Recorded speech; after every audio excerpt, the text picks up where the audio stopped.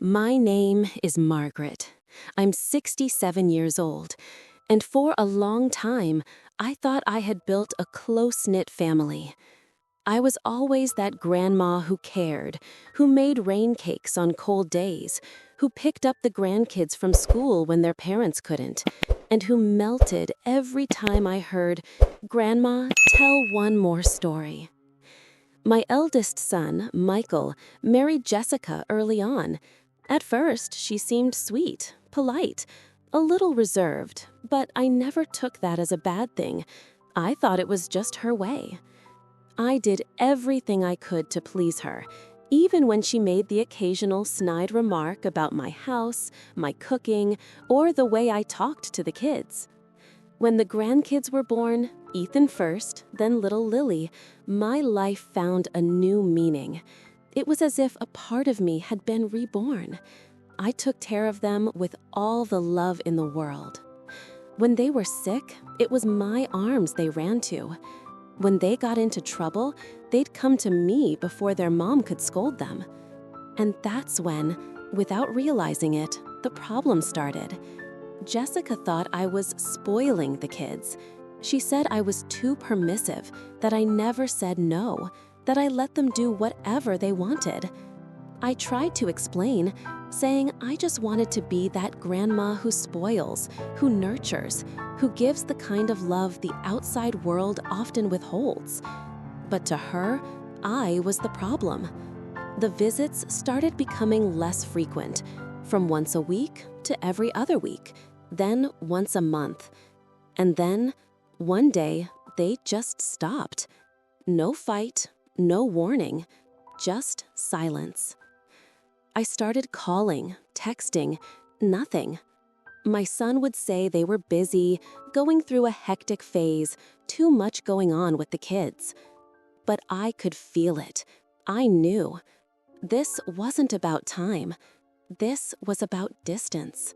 A distance someone had chosen to put between us. I spent countless nights staring at the photos on my phone. Ethan smiling with missing teeth. Lily with her curls stuck together from ice cream. My heart ached. It's not just longing. It's a slow tear inside. A silence that screams. And that's when I found myself asking, was it my fault? I heard that sentence by accident. It was at a family birthday, my sister's nephew. I was invited, of course. Even if we'd grown distant, we were still a big family. And there they were, Michael, Jessica, and my grandchildren. I saw them from afar, bouncing on the trampoline. Lily's eyes still had the same sparkle from when she was little. And Ethan, now older, with his father's features, didn't even recognize me at first. That hurt more than all the silence in the world.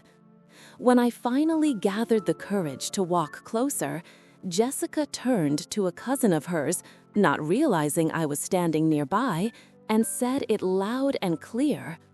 She never set any limits. They did whatever they wanted at Grandma's house. That's why I cut her off. I don't want them growing up thinking everything is allowed.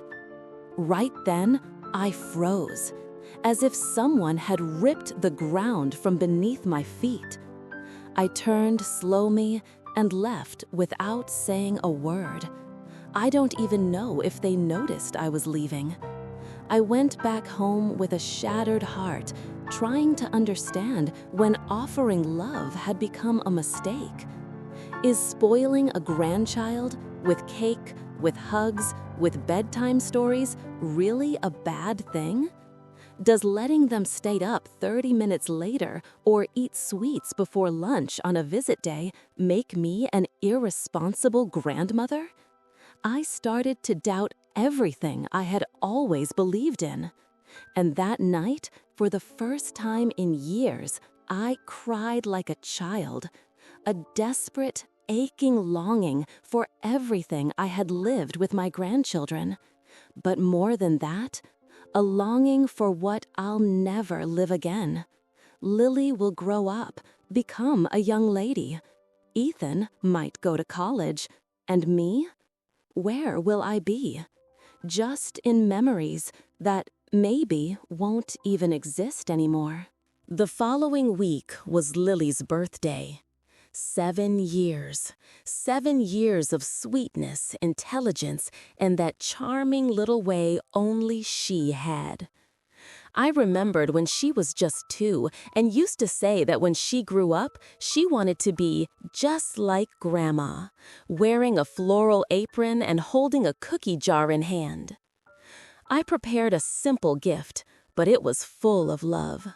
A pink dress with lace details, just like the ones I used to make for my daughter when she was little. I also wrote a note, my trembling handwriting, wishing her a happy Princess Day. I went to their house, gift in hand, heart racing, hope swelling in my chest. I rang the doorbell. Once, twice, 3 times, nothing. Then I saw a slight movement behind the curtain. Jessica peeked through and disappeared. Moments later, the automatic gate opened, not to let me in, but so I could leave.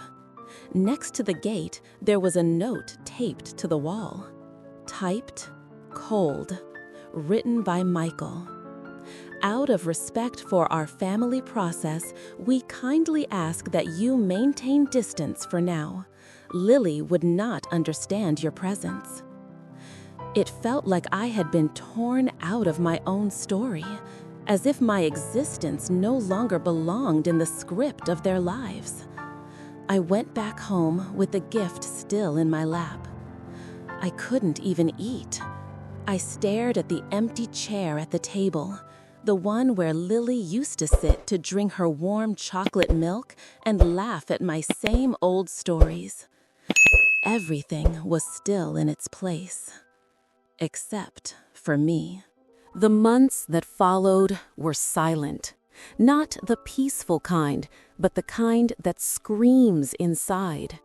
The house, once full of scattered toys and tiny footsteps running from one side to the other, now echoed only with the sound of the clock and memories.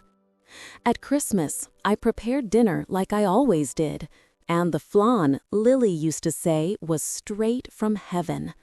I set 2 plates, one for me, one for her. I sat at the table, the TV on, just to have a voice in the room. But I ate alone and cried in silence, as if I didn't want even God to notice. Michael didn't call. Jessica didn't either. At Easter, I made a little basket with homemade chocolates, just like in the old days.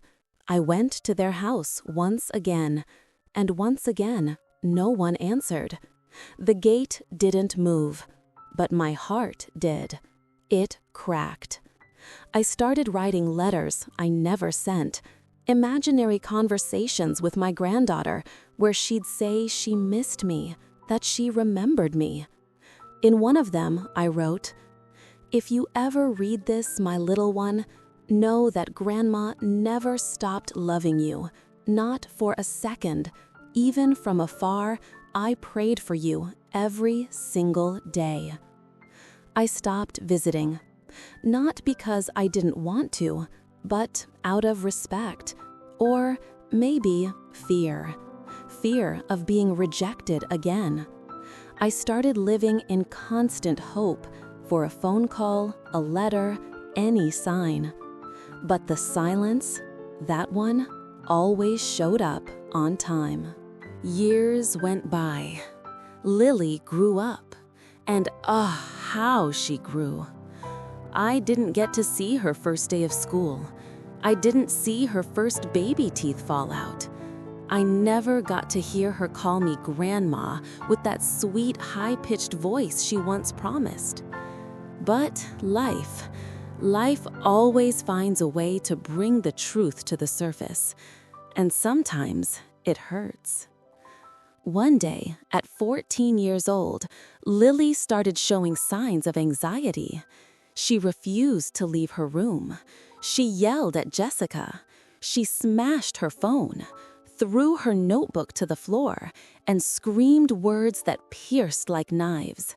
"I don't feel loved by anyone in this house. No one listens to me. No one understands me." Jessica was stunned. Michael, as always, avoided conflict. He simply said, "It's just a phase, teenage stuff." But it wasn't. At school, Lily cried in the bathroom. Her grades dropped drastically, and the teachers began raising concerns. Desperate, Jessica tried everything: psychologists, therapy, extracurricular activities, but nothing worked. Then, in a rare moment of pure honesty, Lily looked her mother in the eyes and said, "You took me away from someone who truly loved me. Grandma, you stole a grandmother from me." Jessica froze. She tried to deny it, said it was for your protection, but it was too late. The teenage girl stared at her with eyes far too mature for her age and said, "I found the letters. Grandma's letters. They were at the back of Dad's drawer." Michael had kept them all. He didn't have the heart to throw them away. Maybe deep down he always knew that his mother was never the problem. The real issue was the lack of dialogue, the stubbornness. Jessica broke down right then. She sat on the kitchen floor and cried like she never had before. Not out of guilt, but out of regret. Because in that moment, she finally understood. Setting boundaries is not the same as cutting ties. Jessica called me on a Sunday, late afternoon. Her voice on the other end of the line was shaky, and immediately I knew something was different. It was the first time she ever called me Mrs. Sita with what sounded like respect, or maybe guilt. "Would you be willing to talk to Lily?" I froze for a few seconds, didn't know whether to smile or cry. I just took a deep breath and said, "Of course. She's my granddaughter. She always has been." The next day, Lily came over, her shoulders slouched, eyes filled with both shame and curiosity. She stepped into the living room slowly, like someone entering a sacred and forgotten place. "Hi, Grandma." That word. I nearly broke down. "Hi, sweetheart. Come sit with me." She dropped onto the couch, and before either of us said anything, Lily pulled from her pocket one of the little notes I used to send when she was little. It was old, worn, folded many times, but kept. It read, "Even from afar, Grandma loves you every single day, no matter what anyone says." She cried, I cried, and we hugged like time had never separated us, like the years hadn't been stolen from us. But they had. And the pain in that hug was also a quiet mourning for all the birthdays we missed, all the laughs, all the advice never given. A piece of her childhood and a piece of my old age had been taken away by stubbornness, pride, and fear disguised as protection. Jessica stood by the door, watching, and when Lily went out into the backyard, she slowly walked over, sat next to me, and whispered, "Forgive me." I looked at her and said something only time can teach. Forgiveness is easier than living with what was lost. She nodded, eyes full of tears, and for the first time, she didn't try to explain herself. She just listened. Today, Lily visits me every week. She drinks black coffee with toast and tells me about her school crushes, the songs she loves, and the existential drama only a 15-year-old can have. Jessica never again stopped her from seeing me, and she learned, even a bit too late, that raising a child isn't about shielding them from every risk, but about teaching them how to face them. And me? Well, I don't expect anything from anyone anymore. But I still wait for someone at the door, every Sunday. Because love, when it's real, can survive even being forgotten. If this story touched your heart, comment, "Grandma Sita, forgive me," to show you made it all the way to the end. And remember, setting boundaries is necessary, but cutting off bonds can be fatal. Share this story with someone who needs to hear it. Subscribe to the channel, Distorted Truths, for more real, powerful stories with a moral backbone. Your next story is already waiting for you.